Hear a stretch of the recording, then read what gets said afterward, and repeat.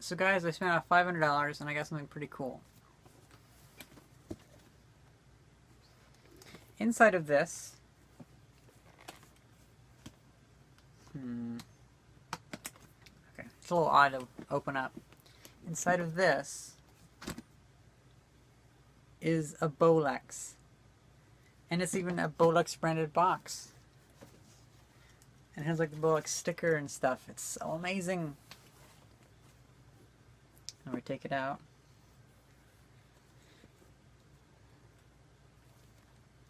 I'm so happy.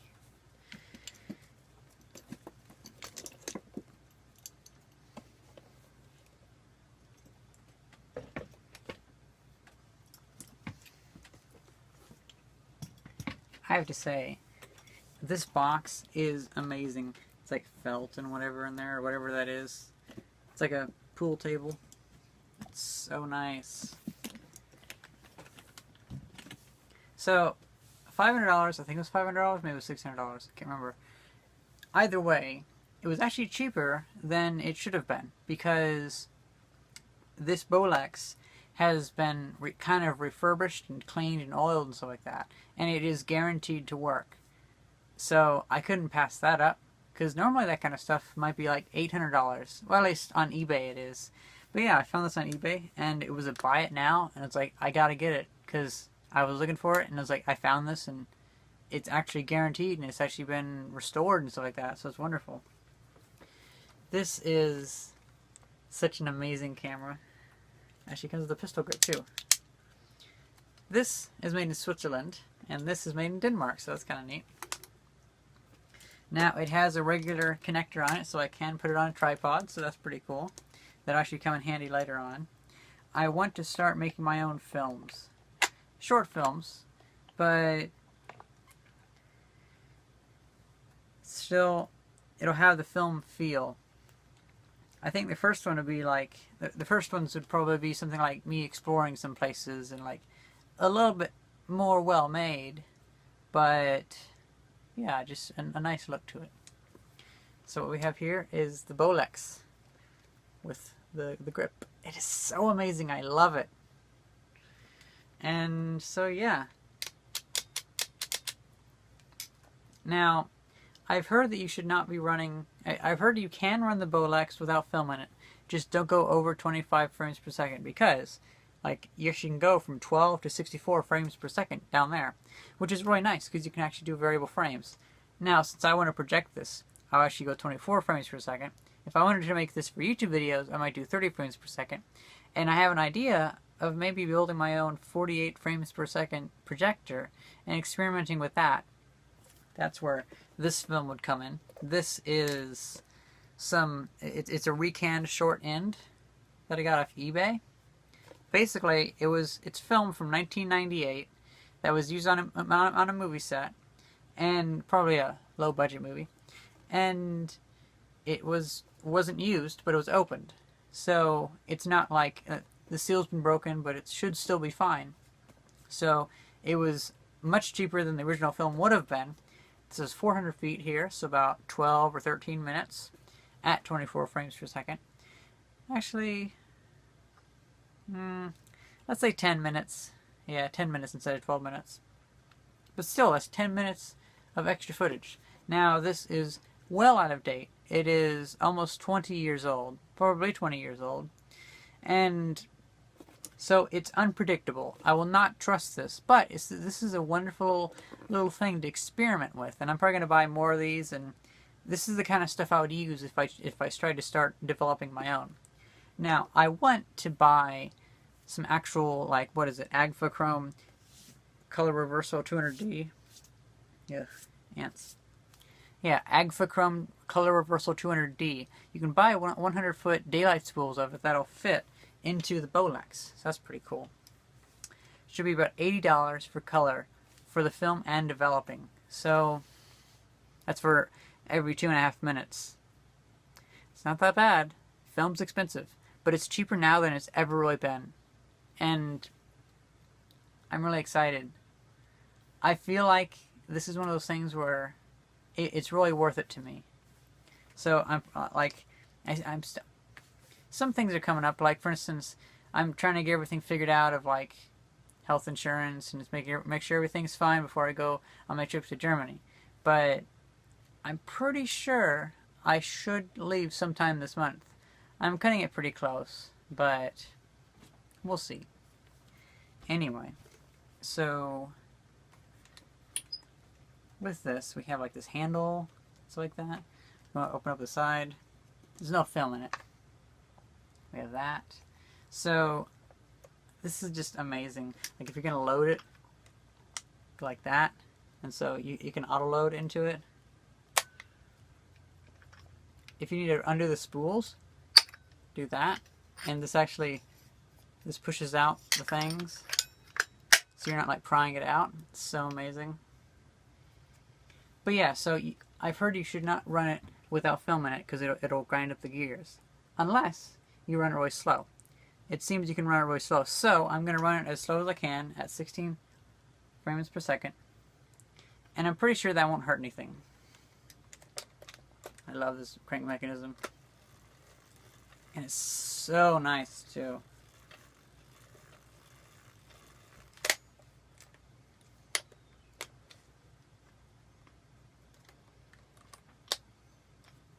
So with the full crank, it should give about 30 seconds of footage, which is a really nice amount of time. It's silent, so I'm going to have to collect audio separately, but that's fine.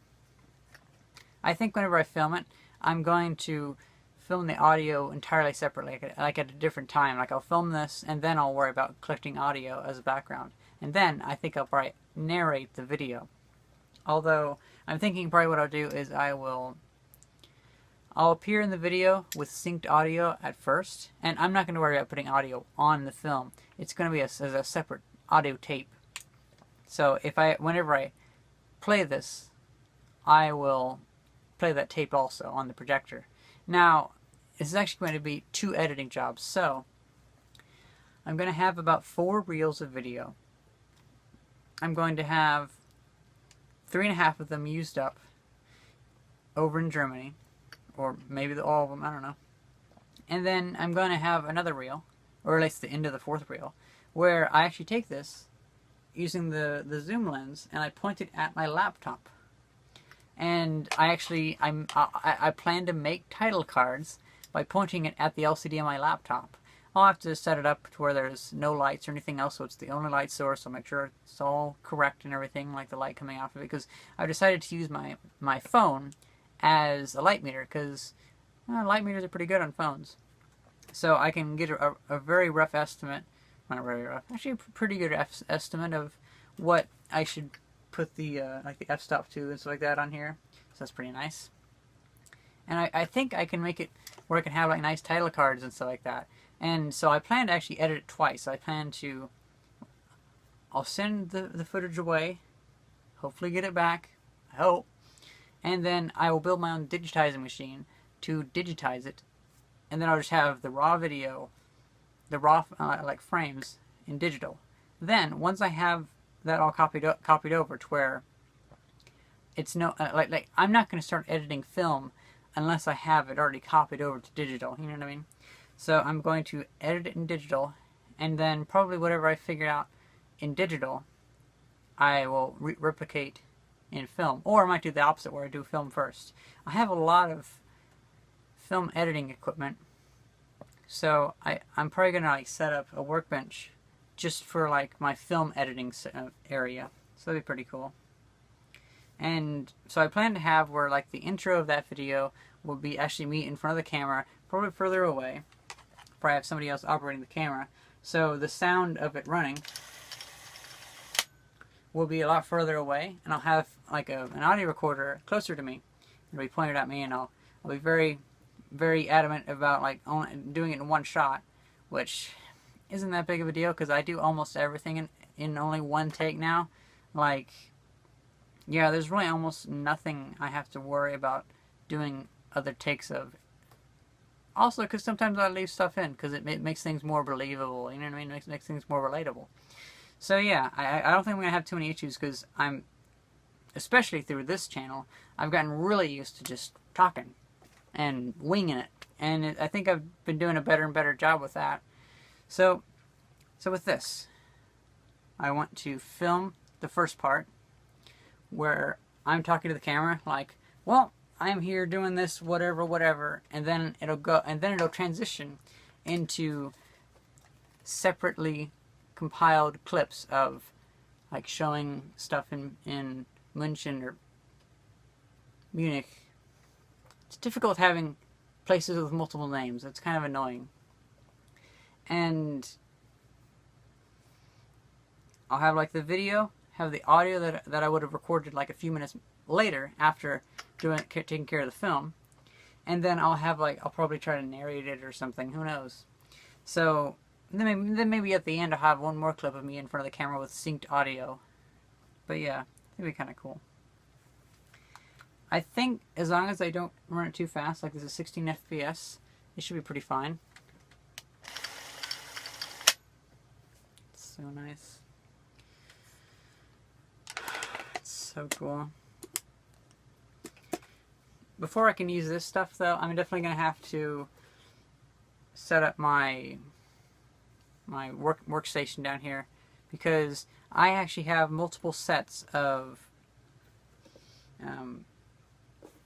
actually, I have a reel right here.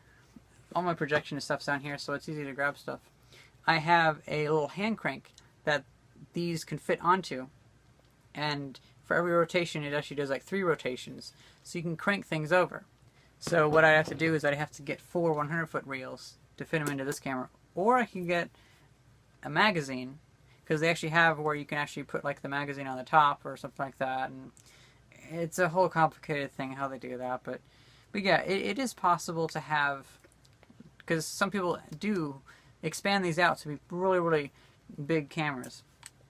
But probably what I'll do, because I like this being mobile, is I'll take this, turn off all the lights, because this is also going to be my darkroom, because it's a nice basement, and I'll set it up with 4 spools, and I'll spool it over under the spool, cut the film, I guess tape it up. I'll just let it be, and then do the next one, and I'll end up with 4 spools that'll be ready to go in there. I guess daylight spools. So what's the deal with that? Daylight spools. From what it seems, you can actually load them in the daylight, mostly daylight, and because they're metal, imagine they're this. Actually, wait, don't imagine. There's one in here.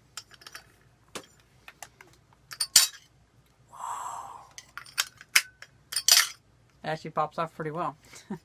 So this, I have another one of these. I just remembered. Yeah, I have another one of these. I found it in the woods. It was really eaten up though, so I'm not sure what happened to it. I take that back. I think I do know what happened to it. It's in a box of random stuff that should be in my room right now. If it's okay, I might use it, but I think with every bit of film I buy, I'm going to get some of these. And normally, whenever I send them back, I think they would just throw them away. So I'll write in like a note saying like, hey, keep these, send these back to me too, so I can use them. But yeah, I'll spool these back on here. And back to what I was saying before, I just remembered that. Evidently, these are metal, and evidently you can load them in daylight. But I wouldn't feel comfortable loading any type of film in daylight. I'm probably gonna. I actually have a bag that's almost entirely light proof, so I think it is light proof. So I'm most likely going to see about using that as like a dark bag, tiny dark room. I don't know, but yeah, it's gonna be so cool. This thing is so exciting. I'm so happy. I'm so happy right now. It's so amazing. It's the wide angle lens. It's the zoom lens. One idea I have is to actually use my iPhone as a viewfinder. Because, see, this has the issue that in the front there is a prism. So this is a reflex viewfinder, meaning you actually are seeing what is through the lens. So when I look through, I can focus the lens and it can defocus and stuff like that. yeah, so it's getting out of focus and it's doing all sorts of stuff. So what they do is inside of here, actually I believe you can, so here's that, just a filter you can remove, and in there is, let's see if I can get some reflection on that. Right there, that's the prism. That prism splits off between 1/4 and 1/3 of the light up to the viewfinder. And that's how you can actually see through this, and it's wonderful, because before they had like mechanisms that, or you just even had to guess. You just had to like read like, oh, how far is that away? Well, it's like 10 feet, so I'll set it to 10 feet. And that doesn't work. I mean, I wouldn't feel comfortable with that. I feel uncomfortable enough dealing with film that I can't see for months. So I figured it was better to get a reflex, so I could see at least the focus. You know what I mean? But yeah, I can't remember what I was talking about now. Right, the viewfinder reflex. So the main issue is that light can go in the front, 1/3 can go through the prism and go up out the eyepiece, but it can go the opposite way too. So if you take your eye off of the eyepiece, light can then go in and spoil your image. Thankfully they have a little switch right there that keeps it, that closes it. And so you can do that. But I was thinking about actually like 3D printing or something like that, to where this foam could go on there. So you could see the digital representation of it, so you can actually see it from afar. And you could record the video and audio. Although it occurred to me, this is just it's a little too loud, so it wouldn't be recording much audio. And the video, turns out, it's like you're looking down a tiny tunnel, and phone cameras aren't that good, so it doesn't look like very good at all. I'm going to take off this little pistol grip thing, and I'll show you one other feature I think is really amazing. So some people actually use these for animations. And one thing is you can actually do frame by frame. You can also do long exposures by turning on this, so you can have the shutter is open now, and it closes whenever you close this. So like for instance, I could take extremely long photographs. Oh my god! I just realized I should take this, set this to wide angle, and put this on a timer with the shutter to where it was, there's I and T. I think I means instant and T means timed. I'm not really sure. I should make this to where it'll stay outside, and it'll hold this open for like 15 seconds, and then close. Then hold it open for 15 seconds, and then close. And I would have like a really good view, or like long exposure video of the stars. That'd be pretty cool. I'm pretty happy with this. There's so many possibilities. It's so amazing. So that's how you activate it. Oh, we also have this.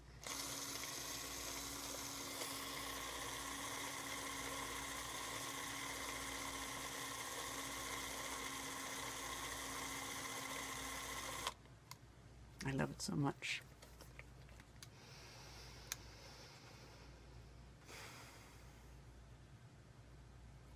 I'm probably going to get a insurance claim thing, or a little bit of insurance through our homeowners insurance company for what now is my work laptop, the one I got for my YouTube channel, and I've been running everything off of. That cost about $1,200, and this cost about what, $500 or $600. So I think I'm gonna, before I go on the trip, I'm also gonna see about just arranging like equipment insurance, because if I lose these, that would be a huge pain. Also, about the extra trip itself, I'm really having to pare down. Well, I've already pared down a lot. I have like a 2-week supply in a bag that's like 14 pounds. and the limit is 15 pounds.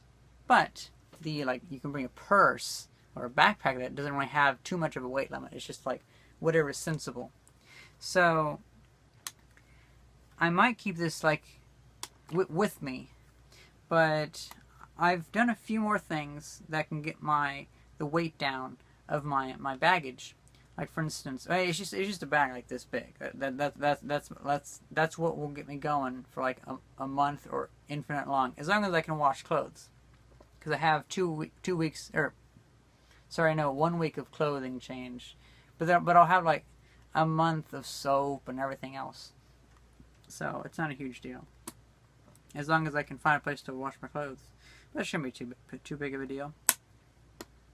But like for instance, I'm even bringing a towel, and I found a microfiber towel that hikers use, and it's really small, but I've actually started using it every day as my towel, and it's really wonderful.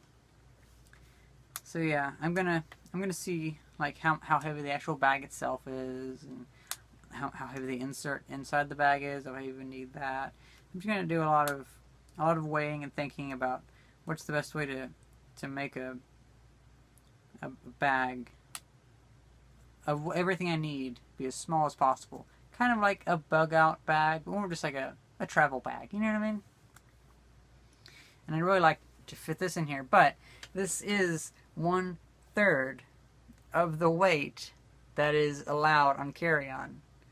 So right here, this is already 1/3, not counting film. So yeah, it's craziness. This has been a pretty long personal bits video. I hope you guys enjoyed this video, and thank you very much for watching. See ya!